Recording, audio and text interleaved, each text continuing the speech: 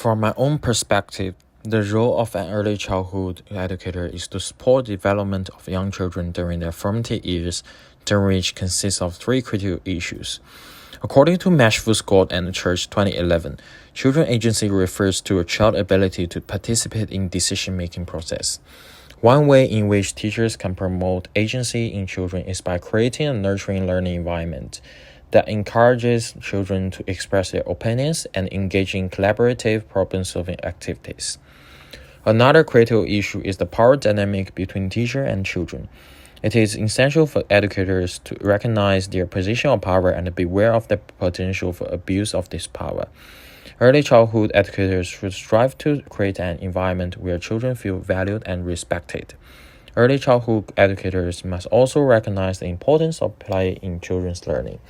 Children have a right to play, and the teacher who believes this will create an environment that supports children's play, which includes providing open-ended materials, giving children ample time to explore, and help them engage in imaginative play.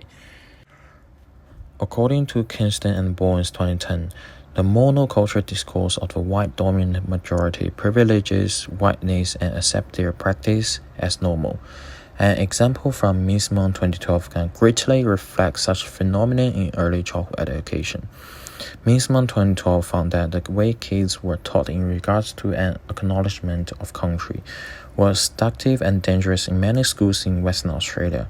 In some schools, the acknowledgement includes the phrase, "We would like to thank the traditional custodians for nurturing this precious land where we live, learn, and play."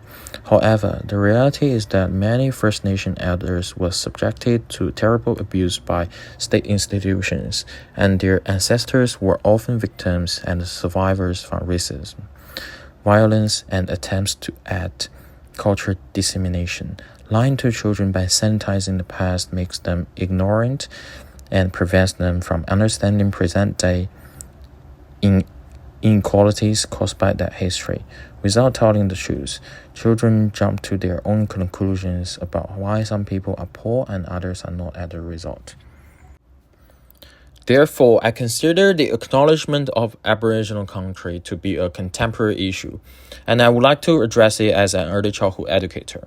Firstly, make it a regular part of your routine. Begin each day or gathering with an acknowledgement of country. This can be a simple statement, such as we acknowledge the traditional owner of this land, the Wurrung tribes, and pay our respect to their elder past, present, and emerging.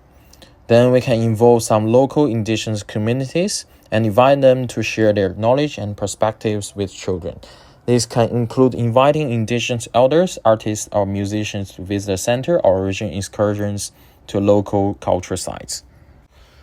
Apart from that, cultural bias can be another serious social justice issue in early childhood. A story from Ireland 2005 can be a great example, which depicts a discussion between two boys, Harry and Richard, with Mick. In the story, Mick was not allowed to play with the Mobilo set by Harry and Richard because of cultural differences, and the teacher asked them to show Mick. The way the teacher presented was not appropriate. She simply said, well, you could show him now. She was actually encouraging the cultural privilege over Mick rather than diminishing cultural bias. As an educator, it is our responsibility to actively create a safe and inclusive learning environment for all students. Firstly, we need to provide opportunities for cultural learning and sharing, encouraging children to share and learn about their culture backgrounds. We could have culture days where children can bring in food or artifacts from their culture and share with their peers.